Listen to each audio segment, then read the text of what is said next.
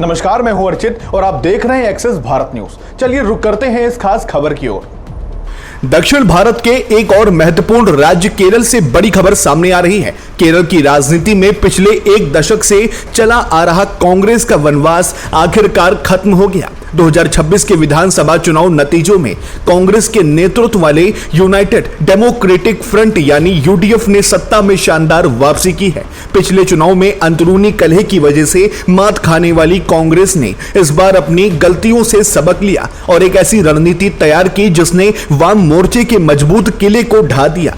आखिर कैसे कांग्रेस आलाकमान ने गुटबाजी को खत्म कर जीत की पटकथा लिखी, आइए जानते हैं केरल में कांग्रेस की इस जीत की इनसाइड स्टोरी क्या कुछ कहती है। इस जीत की शुरुआत हुई कांग्रेस के भीतर मचे घमासान को शांत करने से। साल की शुरुआत में शशि थरूर को लेकर कई कयास लगाए जा रहे थे, लेकिन राहुल गांधी और मल्लिकार्जुन खड़गे ने खुद थरूर के साथ लंबी चर्चा की और उनके गिले शिकवे दूर किए।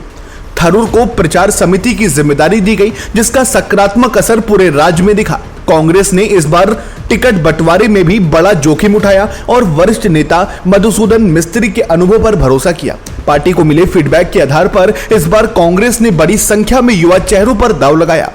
रणनीति के तहत यह भी तय किया गया कि किसी भी मौजूदा सांसद को विधानसभा चुनाव में नहीं उतारा जाएगा।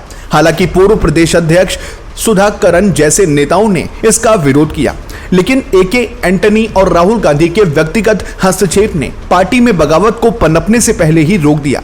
आलाकमान के इस सख्त लेकिन लचीले रुख ने कार्यकर्ताओं को एकजुट कर दिया।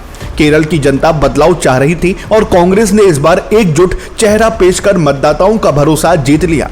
युवाओं की भागीदारी और भ्रष्टाचार के खिलाफ आक्रामक प्रचार ने कांग्रेस की राह आसान कर दी है। आज के नतीजे साफ कर रहे हैं कि अगर कांग्रेस केरल की तरह संगठित होकर चुनाव लड़े तो वो किसी भी मजबूत किले को फतेह कर सकती है।